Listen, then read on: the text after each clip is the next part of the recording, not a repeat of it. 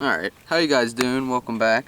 Today I kind of want to do a little bit of a different type of video. I kind of want to go over my way of practicing fishing deep. Growing up, I always beat the banks, as most anglers do, especially when you're young, if you fish from the bank, so you kind of are comfortable fishing that.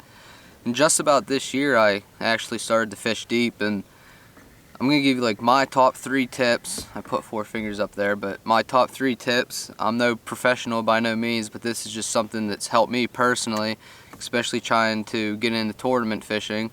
So the first one I would tell you is to use a bait that you're confident with and just rig it out where you can fish it deep. It has to be something obviously you can fish deep. So one that I got into was a little Ned rig, TRD, and it's helped out a lot. I was comfortable throwing that. It became one of my confidence baits. I like throwing it for smallmouth. So that's where we're at today. It's on a smallmouth lake. The second thing that I would tell you is go to a lake you're comfortable with. Obviously, if you're not comfortable with that place and you kind of press yourself, oh, they're not shallow, you got to fish deep, and everything you're trying doesn't work, you're just going to get frustrated. So definitely go practice different techniques and tactics at a lake that you're comfortable with, and as you keep fishing, you become more used to what you're throwing and comfortable with it, and it makes things go a lot smoother. And the third thing I would tell you to do is just to go out and have fun. You can't get stressed out. You obviously have to go out and just know that it's going to be hard. You're not comfortable with it. You're out of your comfort zone. So you got to go out, and I'm not saying you got to be negative about it. You got to go out with a positive mind, but you have to at the same time understand that you might not catch some. So you have to go in with that attitude until you start to pick up on certain ways that they want it, or a weight, or how you're working it. So those are my 3 things. I'm going to use them today. I'm going to try and target fish deeper. The water's around like 78, 80 degrees. It's been warm. So we're going to get to it, and I'm going to try out 3 different techniques. I'm going to throw a Ned rig, try and throw a shaky head around, and I'll crank a little bit. So those are 3 tactics I'd recommend trying because they work and they're pretty much versatile for largemouth and smallmouth. So yeah, we're going to get to it, see how it goes. So right now we're sitting in about 16 feet of water, and it'll vary. So I'm fishing this point. There's a point here, it comes out, it obviously drops off. So when you start practicing, I know it's kind of self-explanatory once you get into it, but I'm going to see if there's any suspended fish out there. So I'll start off with a moving bait to explore water. So I'm going to throw this DT10, even though it's 15.6 feet right now, but I know a lot of these fish will suspend, and there's a lot of perch in here, so the smallmouth will be shallower with them as well, chasing them up. And there's also, I believe this lake's stocked with baby brook trout in that, so a lot of times you'll see them up feeding in that, and you'll see those trout jumping out of the water and kicking around. So I'll just start off with the moving bait and see if I can pick any up with it.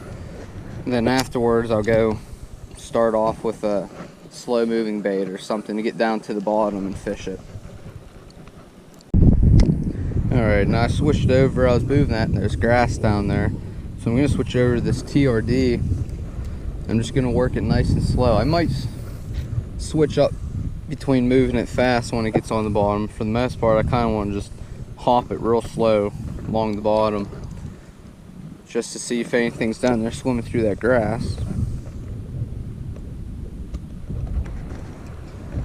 Alright, so we're coming out on about a 10-foot flat area here, so I'm going to throw this tube, which I have it rigged on a 1/4 ounce 2 jig head open hook.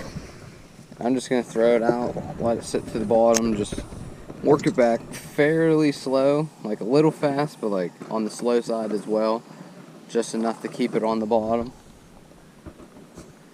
And I just pick that so I have something that has a little bit more action down there in an open space, because there's not too much structure down there, and it's pretty clear.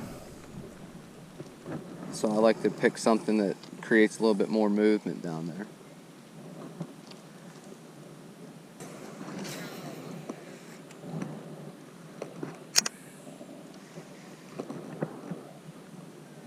There we go, there's one.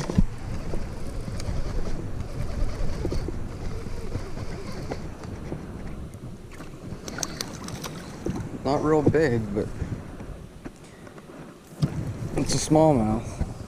There's the first one. What are you doing, buddy? You're good. Okay, so we just shot up to another flat that's up here, and this one's holding around like 11 to 13 feet. And this is the same thing, comes out from the bank, and it's all rocks the whole way down through. But this flat that's up here in front of me, like right up here, it goes to about 5 feet, or like a little shallower than that, but it'll come out and it drops off. And a lot of those smallmouth, they just cruise back and forth. And we've caught a couple out of there. There's one right there.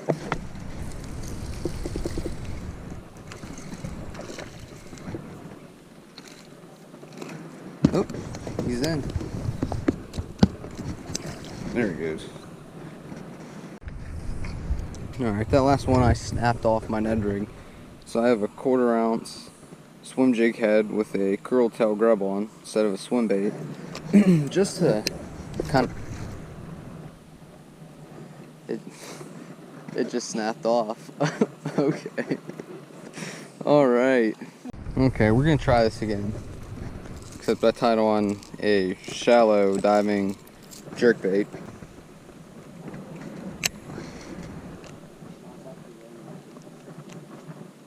There's one. That's a nice one. Didn't even get a good hook set on it. You just swipe. Holy crap. Well, now he hooked himself. Nothing massive. Little guy, but they're still always fun to catch. Okay, that last Ned rig snapped off, and I shifted over here to the other side, and we're sitting by the breast. I'm throwing this Sokushi bug. I don't know if I'm saying that right or not, but that's what I have on. I have it on a heavier Ned rig head, and right now I'm sitting in 30 feet of water.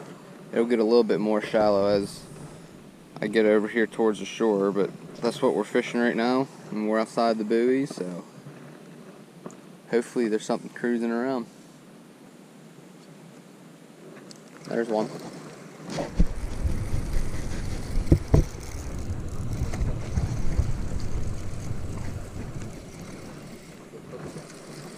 He was running at me. Look at him running. Well, I had to do it like that. He was running at me. Nope. That came out of 20 feet.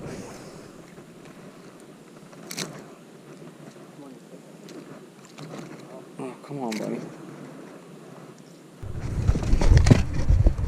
Oh my gosh. Going back to the jerkbait, because it's a little deeper out here still, but it runs into a flat again. Same thing. It goes into a bunch of stumps and a bunch of loose gravel and rock down there.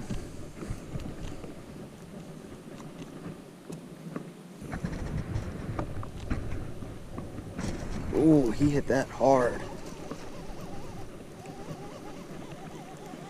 I don't think it's very big. He smashed that jerkbait. He's not big at all. He just cranked it. Look at that. Smallmouth are so aggressive. They're just amazing fish to catch. They're so aggressive. I threw that in there. There must be a lot of suspended grass, and he smashed it. Well, that's a wrap. We just got off the lake. Got off a little early. Didn't get into too many. I couldn't get on that big bite. That would have been a lot better, of course, but fish is a fish. Got a couple nice blow-ups there at the end.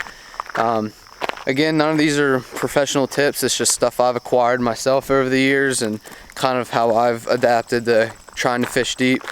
So I hope you enjoyed, and if you learned anything from this video, let me know if you want to, and thanks for watching.